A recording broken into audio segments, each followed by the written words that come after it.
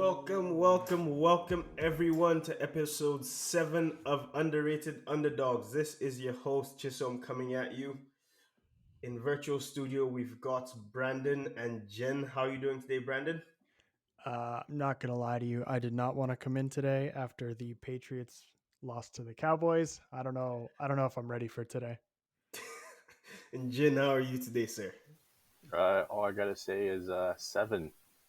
Well, he got 7 on that play, and he also got burned for 7 on that play. So, overall it's a pretty good weekend. Cowboys won, which is great. I convinced Brandon to bet on the Cowboys, and he won. So we're good. Oh, wow. He convinced you to bet against your own team, Brandon? How? Yes, but it'll never happen again. It was a very stressful situation because I had the Cowboys at the 2.5 spread. So when the Patriots were winning, I was like, cool. But also, if we could cover the spread, that would be great because I don't like losing. I think on all the singles I put down, like I've lost one in the past 3 weeks. Like I just don't love losing. And I was not prepared for that. But I won't be doing it anymore because that was too much of a personal versus fandom internal Yeah. battle, similar to Tom Brady and the Patriots. It was just dreadful the whole way. Yeah, sounds like a lose-lose situation that you've put yourself in for a guy who doesn't like to lose. Because regardless of what happened that game, you would lose. I did win money. I Yeah. just was pissed off because they lost. Oh man, I mean, kind of speaking of bets, Jen, how about you? You take us through our bets from last week. Yeah, we did pretty well last week. Obviously, we had the Cowboys winning. We had some other parlays, single game parlays that went pretty well. Um, you know, um, the only thing we didn't do well was the head coach of the Bills kind of screwed us for Monday night. I mean, at that point, kick a field goal to tie the game, not to get Josh Allen to run for 4th and 1. Like, what were you thinking? Hmm. High IQ plays. We'll get to those in a second. But getting into the topics for this week, we're going to start off with some recaps here. So first game that we're going to be recapping is the Ravens versus Chargers game. Um, if there was ever a game to be called a catfish, this would be the one.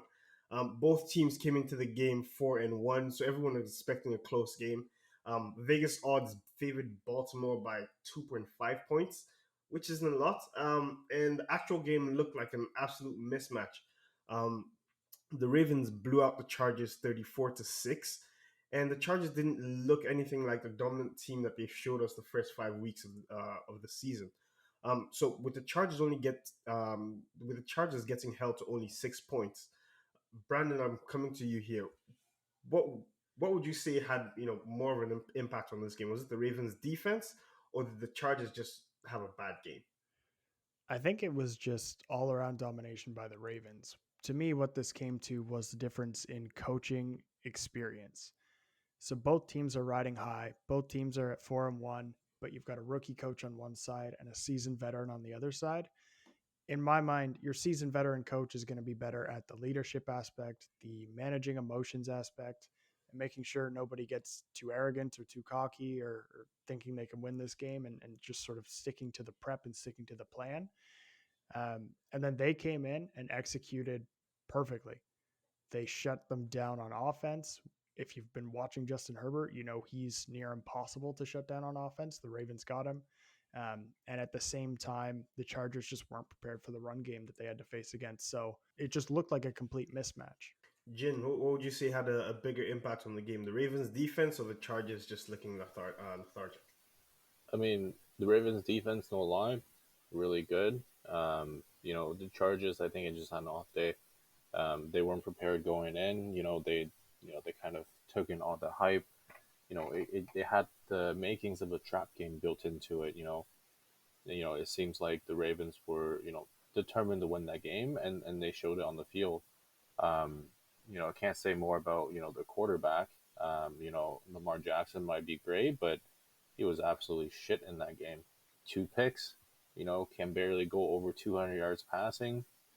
I mean, the only thing is, he has some nice runs, but we all know that once teams identifies his weakness in the run game, um, the Ravens can't score. And Marquise Brown got butterfingers like there's no tomorrow. Mm. I mean, last couple weeks, the last game excluded, the previous 2 weeks, he did show that arm talent a little bit, and not just running out of the pocket on the first chance. One of the things that I was worried about with Lamar Jackson is his consistency over a long stretch of time. And I was hoping with these last few games that we were starting to see a trend. Uh, it doesn't necessarily look like that. He didn't play that great, at least throwing the ball. We all know he can run. He's fast. And when he gets those lanes, he's going to take them. But we need to see consistency in the throwing. If you look at just the passer rating, Justin Herbert was rated a 67.8. Lamar Jackson was only rated a 68. Just on paper, they played almost equivalent. Mm. So the difference was in that defense then in your eyes, or I guess in everyone's eyes at this point, because it was these guys were held to only 6 points. It's almost like the Ravens defense had, the Chargers defense had bigger holes than Nick Bosa's nose.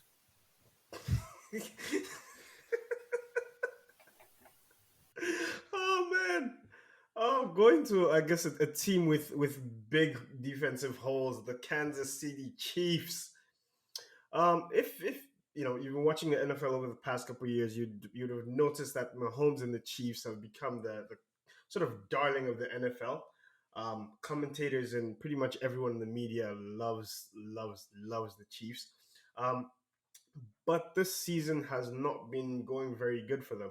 Um, their defense has been bottom five in the league, and Mahomes has already thrown more interceptions in the first 6 games of this season than he threw the entire last year. And he added two more picks to that on Sunday. But the Chiefs were able to pull out a win against the Washington football team. With that win, the Chiefs are now 3-3 and are fighting with the Broncos for the fourth spot in the AFC West. So Jen, I'm coming to you here. How worried should the Chiefs be right now with the way their season is going? I think you should be very worried. I mean, Washington football team, not a really good team. They're bottom four in defense, bottom four in offense. It just seems like, they can't get anything done. It might have to be doing something with, the feds raiding their building, all these other distractions that they got, off the fields and on the field. Um, you know, if the Chiefs didn't win this game, then they might as well cut Mahomes and move on from everybody that's on the team. To save the embarrassment at that point. But it just seems like, this is like I'm not sure if it's like the right term, but it seems like, it's like the stock market's selling off. Well, Kansas City Chiefs are being sold off, and then they have that little peak of coming up, and people think that they're going to be all the way back, and it's going to follow up with just a massive landslide where their stock is going to go down to zero, and they're going to lose their fan base. Brandon, how can or did you see any bright spots from the Chiefs this last game? Yeah, but nothing out of the ordinary. It's funny to me to think about the Chiefs as an underdog in the AFC West, especially after the last 4 years of just dominant success. It's funny to think that them now winning the division would almost be a little bit of an underdog story. Um, I mean, yeah, we know what they are on offense, so there was nothing that stood out that I thought was crazy. We know they're one of the highest, if not the highest powered offense in the league. Their problem continues to be defense. They just got lucky that they're playing against an inconsistent offense. Washington football team hasn't really found a guy. Taylor Heineke's okay, but he's not your solid starter. He's not your hyped up Lamar Jackson, Patrick Mahomes, Justin Herbert, even Derek Carr. So they were playing an inconsistent offense. They had a really shitty first half. and came back to win in the second. I think the problem with Mahomes is in the first couple years, he was still making reckless plays, but Kelsey and Hill dug him out of a lot of those. And it seems like this year he's still making those same reckless plays, but they're just going the other way. So I think what he's doing is he was getting away with it for so long, and now it's starting to bite him in the ass. And he's just got to be safer with the ball. If he doesn't make that stupid throw that gets picked off because it was basically like a lob, then that game is completely different. And on top of that, he can't afford to turn the ball over with stupid plays. That defense is almost guaranteed to let anything by them. You got to keep the ball. So you can't be doing that, and your team can't be fumbling. So their offense isn't much to worry about. Their offense is their offense. The problem continues to be the defense. Well, I mean, yeah, that defense is it leaves a lot of holes. Whenever you're watching teams score touchdowns on them, it almost doesn't even look like there's defenders on the field sometimes. Just wide open spaces and leaving lots of room for receivers to take off pretty much after the catch. Um, but moving on to a team that saw some success at the start of the season, the Raiders. Um, they played their first game without John Gruden this weekend, and they were able to come out with a win against the Broncos. Usually, it's pretty difficult to figure out what to expect from a team when they go through such a huge midseason change. But they played a solid game, albeit against a team that's currently on a 3-game losing streak. So, Brandon, were you impressed by anything you saw from the Raiders on Sunday? Yeah, I mean, they played good. Like I said last week, I was worried about the type of adjustments because John Gruden was the main play caller, especially on offense. It was a big shake to the organization to take away your primary play caller. Um, and so I didn't know what to expect. I didn't know what was going to happen, but they looked good. They played well. There's still a hope that they make the playoffs because I do not want to eat Popeye's biscuits. Not 6 of them in a row without water. You're gonna have to. I mean, history's shown that when a head coach gets fired, um, the next game that the team plays are 7-0 in the past couple of seasons. So it was almost certain that they're going to win the game, but afterwards, you got a whole nother story coming afterwards. I mean, yeah, John Gruden might be the biggest racist in the world, but then again, that's what he said on those emails to another racist. Haven't been proven yet, but I'm sure that's going to come out in the light of day soon after the whole investigation. I mean, at this point, Washington football team, just move out of Washington, go somewhere else, go to another place like Alabama where those are allowed. Um, but it's just moving back to the Raiders. I mean, it just seems like this is like a last this is like a pump that's they're hoping for the season, but at the end of the day, they still got a lot of tough games ahead of them, and I don't see them winning those tough games. And you better get your mouth ready because those 6 biscuits are going to be very dry. All of that is allegedly, first of all, um, but I think they stand a good chance. I like where they're sitting. Usually, when a team gets rid of a head coach, they are a little bit worse in the standings, so it's a tough comeback. They started with a winning record, so I think we're in okay shape. And it's the same as I said before. All they got to do is win a couple of those division games, one against the Chiefs, and we'll be in good standing. So I still have hope. I'm believing in Derek Carr. Can't believe I'm saying that. Um, and hopefully they can make the playoffs. Woo, Derek Carr.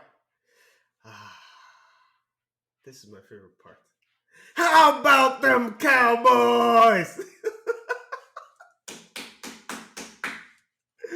Oh man! For the listeners, just so you know, Brandon just turned bright red. Oh my, he is glowing right now. Oh, whew. It was a great game on Sunday. The Patriots played the Dallas Cowboys, and both teams really played an amazing game. And Dak that Prescott and the Cowboys were able to pull out that victory in OT with a walk-off TD. Um, Dak finished with 445 yards and 3 touchdowns while completing 70% of his passes. And of course, he threw the game winning touchdown and he came up with a bunch of clutch plays in the fourth quarter and OT to get them that victory. So, Jen, I will come to you as our Cowboys fan. Walk me through your emotions while you were going through that fourth quarter and overtime. When it comes to close games like this, I don't even want to watch. The kicks. I trusted Mike McCarthy to making the right decisions. Yeah, I mean some of the decisions are pretty terrible. But at the end of the day, we got a nice win out of it. I mean, I especially love the wave at the end where CD waved to Mills, goodbye, because he caught that TD. I mean, they kind of we kind of have a history with Mills because he came from the Phillies, from the Eagles where we kind of beat them up, every other game sort of thing. He's into losing, so I don't know why he signed with the Patriots. Maybe he brought some of that bad karma slash bad luck to the Patriots.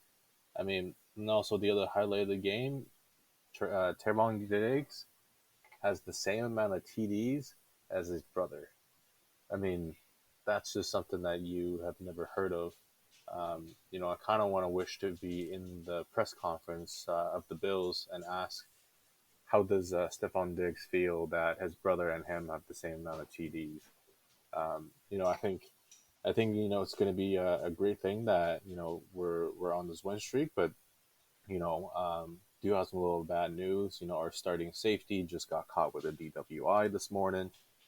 Something not super ideal. I'm sure he's going to get some punishments, and I don't know how that's going to do with the overall morals of the team.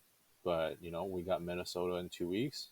Dak's going to heal up his calf injuries, and Mac Jones still can't throw the ball. I mean, he missed all these passes at the end of the game while it was clutch. I give him that. I give him that. That 75-yard TD. That was probably like the best play that he have done. Throughout his NFL career. Are you talking about the pass that he missed that was clearly in illegal hands to the face on the defender? You talking about that one? The one No, I'm where the talking ref about the forgot to the. throw his flag? I'm talking about the interception that he threw. I mean, that's just like come on. Like, what were you thinking? You were essentially roommates with this guy, with Diggs. You know what he's capable of. You didn't throw to him the entire game. Why would you throw him that way?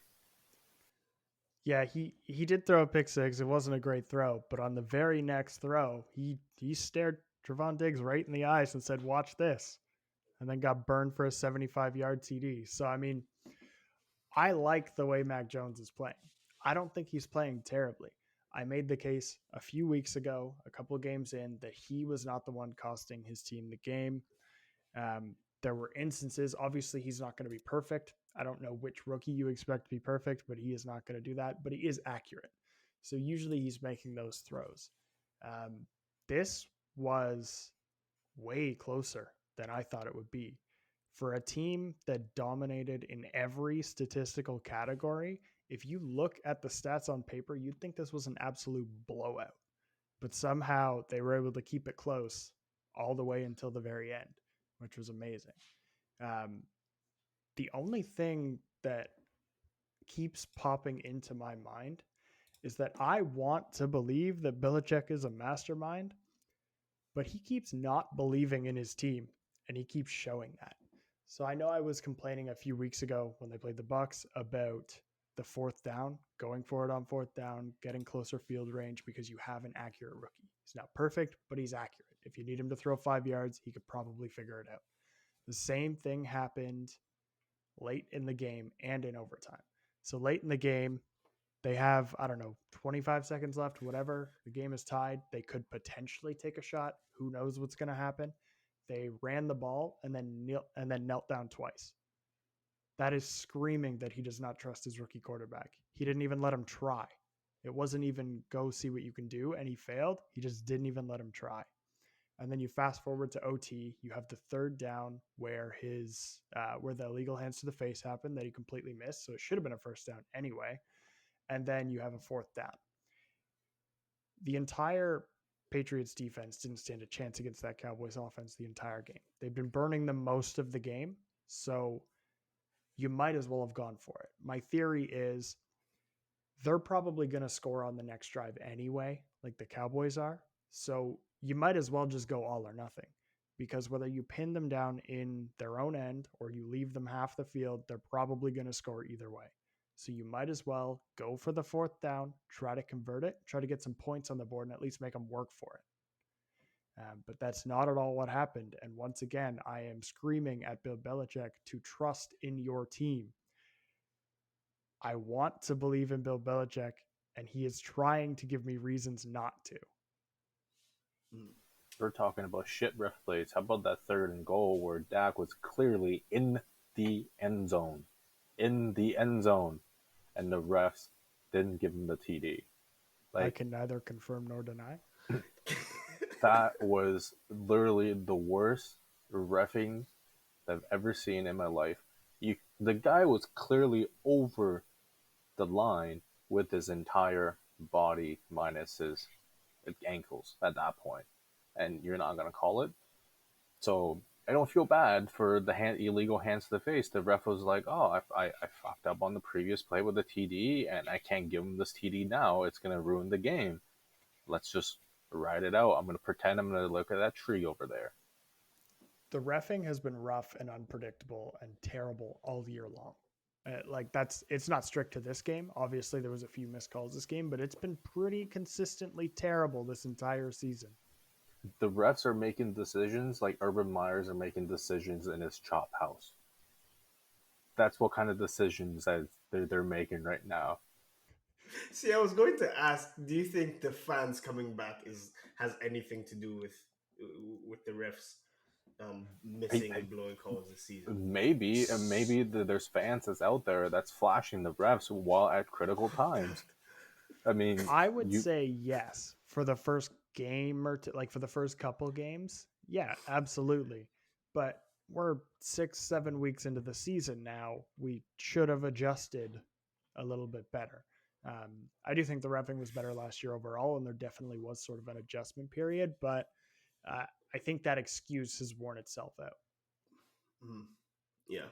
Refs, fix your shit is the crux of this conversation. On to one of the not so good games of this past week, the Jaguars versus the Dolphins. Going into Sunday, the Jaguars were one of 2 teams left without a win this season, and they were able to celebrate their first win of the season against the Dolphins. The sad Dolphins. They handed the keys to the offense to Tua last season, and he finished with a record of 6-3. And I'm pretty sure everyone in the organization was expecting improvements this season, but that has been very, very far from the case. The Dolphins, just like the Jaguars, are 1-5 this season.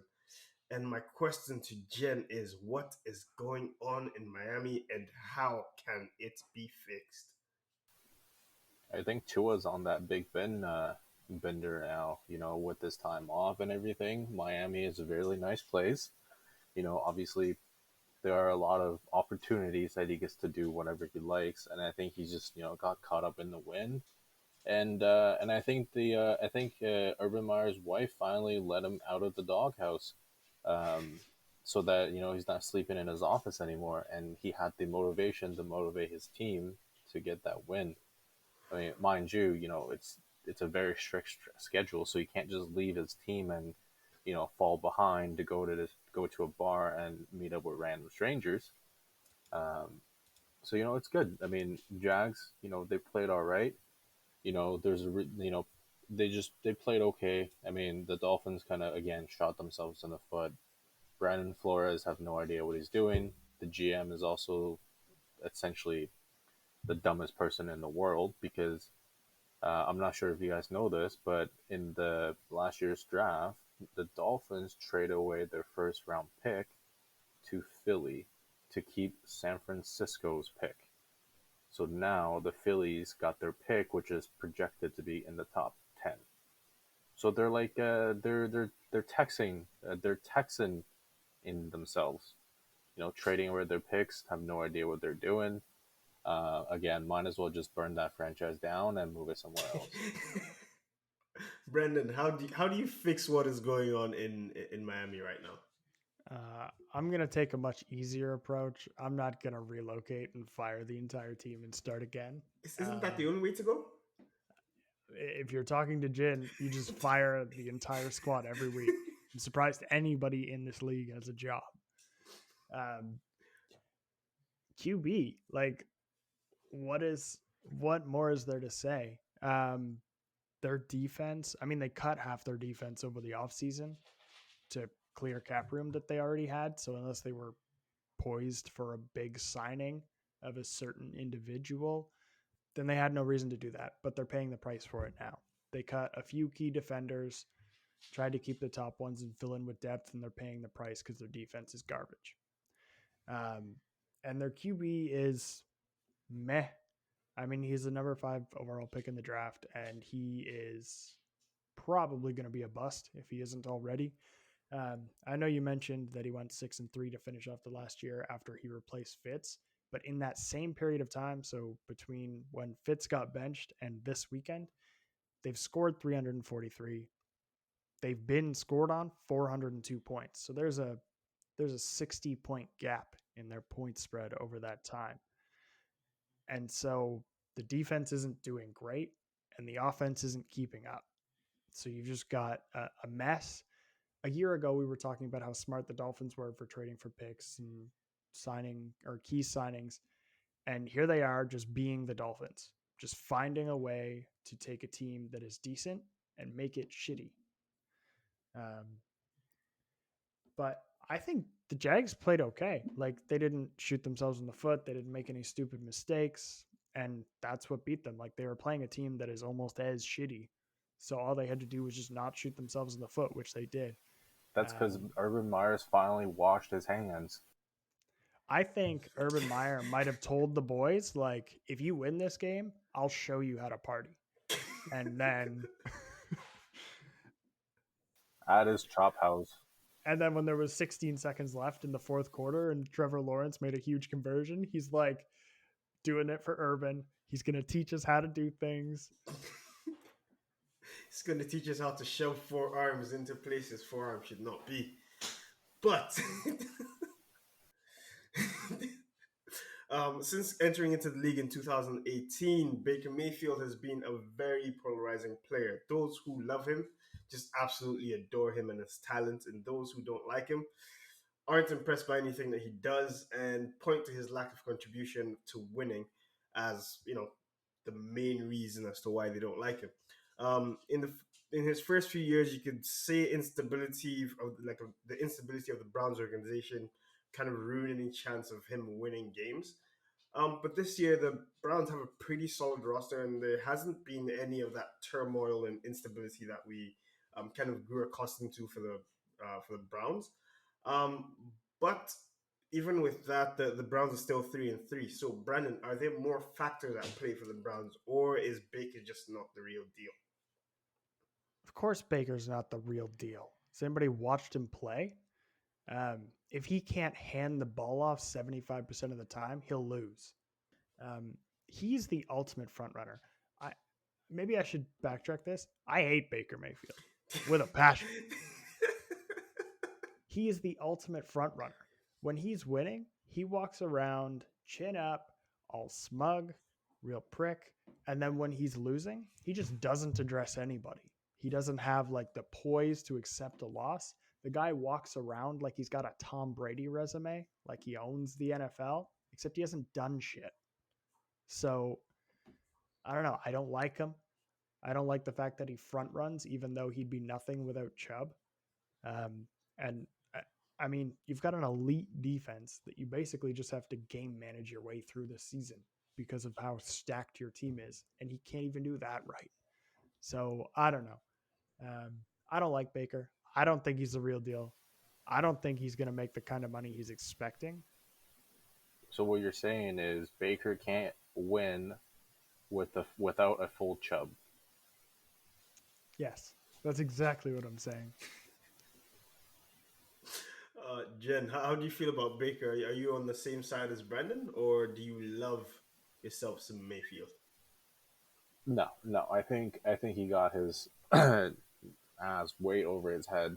I mean, just look at the commercials that he done for Progressive.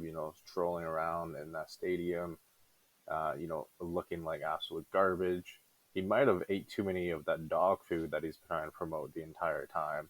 Um, so that he just seems like he's not the quarterback that the Browns should be building a roster around.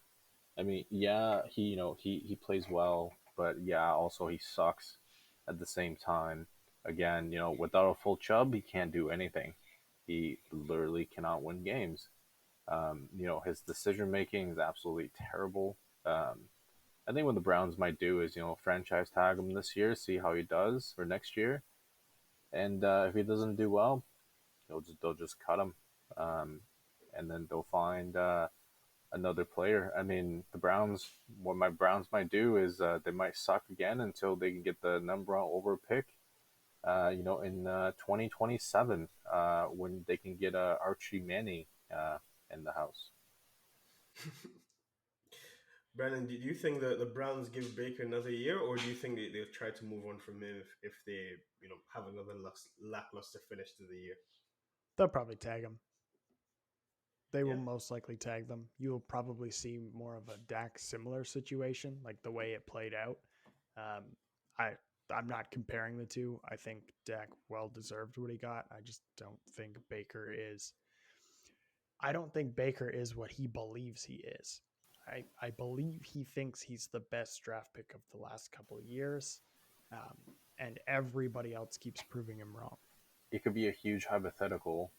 Let's say the Bucks do not go to the Super Bowl this year, and you think there might be some odd way that TB12 goes into Cleveland, and they'll swap quarterbacks. That's something that I would love to see. To see Tom Brady on the third team against in the Browns, with all their offensive players. Wonder how that's going to work. I mean, OBJ might be in Tom's doghouse for the rest of the year after that, but hey, at least they'll get some rings out of it. So what you're saying is it wasn't enough for Tom Brady to leave and go win a Super Bowl without Bill Belichick. He also has to go back to the first team that Belichick was a head coach for and win with that team when Bill couldn't. Also, that's what we have to do. We've got to go like full on revenge. At this point, a TB12 might as well sign for another 40 years and play for another 40 years for every single NFL team. So that Exactly. way he has more rings than his toes and his fingers have to Yeah. combine. Yeah. It's the only logical thing to do at this point. If you're gonna play till 44, you might as well just like go everywhere else now. Like I assume like just play for as many teams as you can, win as many championships, and that way you can say by the time you retire at 65, you've brought a championship to half the league. Wouldn't that be fun, Tom? Huh? Moving on to Carson Wentz. Brandon, you had a bold prediction at the start of this season. On the first episode of this podcast, one of the questions that we had was, will Carson Wentz have a bounce back year now that he's reunited with his former offensive coordinator Frank Reich? And Brandon, you thought he would. For most of the season, I'd say you've looked pretty wrong. Good job not betting the Popeyes biscuits on that, because you'd be choking right now. Um, and the Colts faced off against the 1-4 Texans, and Carson Wentz and the Colts were able to hand them their fifth loss of the season. Brandon, you saw something in Carson Wentz that made you feel like him and this team will turn this whole thing around. So, can you let me know what you saw, Brandon? Yeah, like I said, even when he was having a bad season, it wasn't that bad. And um, I think Philadelphia is just bad. So I think he was just a decent quarterback on a bad system. It's similar to the Baker situation, except it's a decent quarterback on a really good system. And now you've got more talent surrounding him. You've got Frank Reich, who's back with him, and you've got the missing piece, Ty, who was there all along, just injured. Up until now, he didn't have a number one receiver. So he was playing with second, third, fourth receiver, and he didn't have a number one guy. And now they've got him. So I'm sticking with it. I think he's going to have a decent comeback. I think a playoff would be a tough ask at this point, but I think he'll do better than he did the last couple seasons. All right. So how will Carson Wentz and the Colts finish off this season, Jen? With a loud bang or with a quiet little murmur? I mean, I think they're gonna. I think Carson Wentz is gonna, play okay. Knowing that he has some injuries coming up and stuff like that. So it's definitely good that he's gonna be.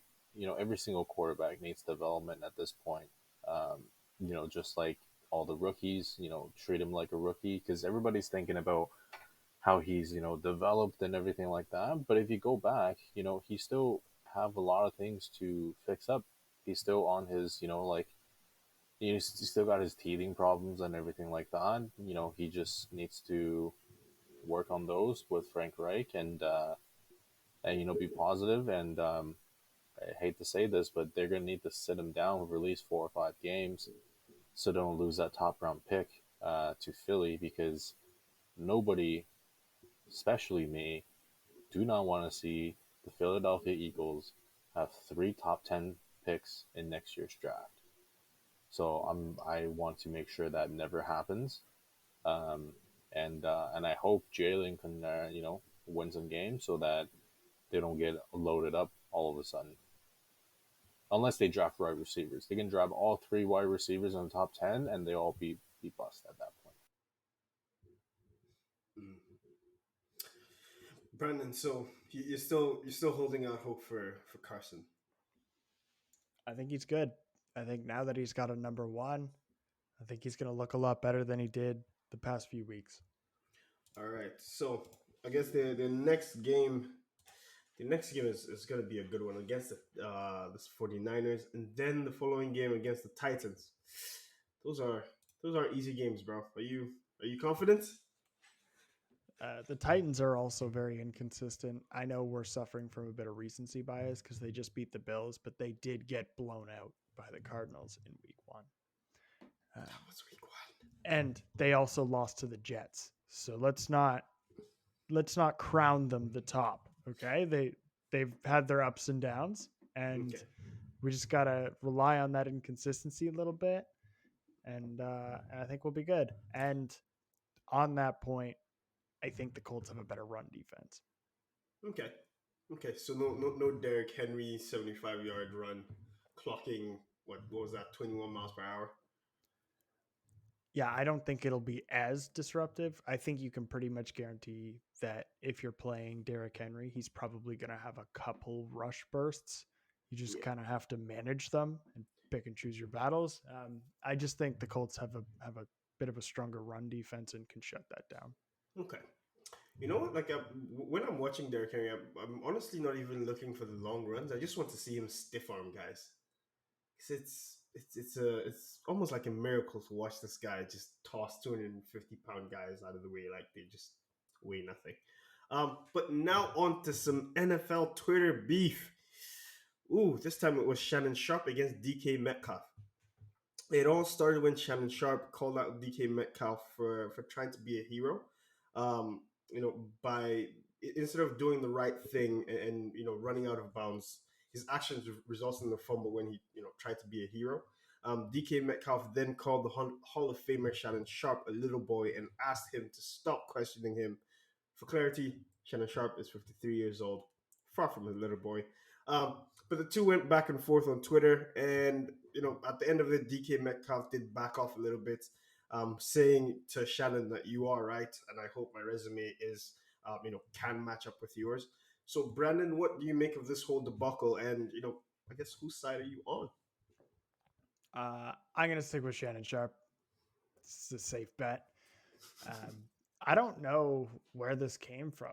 His job as a debate talk show host is to bring it, like beef, find imperfections in games, critique players, and I think he's a pretty good one to do it. He's got a pretty decent resume. By the way, DK, just so we're all in understanding. Um, I don't know why DK came back at him. Like, there's no way this guy's never seen a hater before. And Shannon Sharp gave him a bit of critique that was probably meant in some level of sincerity. Like, don't be the hero, just get down, play smart, whatever. Shannon Sharp's been in that situation hundreds of times in far more important games. So it's probably more of a piece of advice than it was you're like you suck. Um, but DK came right back at him, called him a little boy, and saying, from the looks of it, I can wipe my ass with your resume. Did he? Not that I want to understand what exactly is going on, but Shannon Sharp is a 4-time All Pro, 8-time Pro Bowl, 3-time Super Bowl champion, most receiving yards in a game by a tight end. I mean, maybe you could call him washed up, because if he were to lace up at 53 years old, he probably wouldn't play at the same elite level. But I don't think he's, I think that's pretty normal to not be the same elite person you were in your late 20s as you are at 53. Tell that to Tom Brady. A rare specimen, potentially an alien. I don't know. I don't know where it came from. DK, step down. Like, you are speaking to someone who forged a road for tight ends and changed the way that offenses look at tight ends. You're talking to someone who potentially changed the way football offenses are created, and you don't stand a fucking chance. He was way better than you, and you will not have the same resume. Not a chance. Jen, what do you make of this whole debacle? I mean, I think Shannon Sharp was just speaking the truth, and DK just wanted a little bit of exposure nationally. It's almost like it seems like they kind of planned this out, but not necessarily. DK was in the heats of things, and you can just tell by the judgment of he's a great player, but there's a reason why he was a top round pick that fell into Seahawks lap in the second round. So, it just seems like, he has a lot of character issues. He kind of reminds me of as, like explosive on the field, also explosive in the house, hitting people. I don't think he's got to that stage yet. Allegedly, I gotta say allegedly. Thank you. But it just seems like, he's gonna be a good player. He's gonna get the bag soon, and Shannon Sharp is there to help him boost up his national appearance. See, I thought he was coming from a place of trying to help. Like, it wasn't necessarily him. Obviously, that he could have done it a better way, but I don't think he meant anything malicious. I definitely don't think he meant to start anything. I think he was just speaking from experience. Like, hey, don't try to be a hero when you don't need to be. It's like at this point, I feel like some players, and especially in this generation, take any slight, like anything that doesn't agree with them, or anyone that's not telling them how great they are, as hate. So even if someone tells you, "Hey, duck and go out of bounds, don't try to be a hero because then you could cost your team a game," it's like, no, you're hating on this. Like, but I just gave you some advice that could help you win games in the future. Like, Definitely an issue, but not just for DK, for the oh yeah, entire younger generation. yeah. It's, I mean,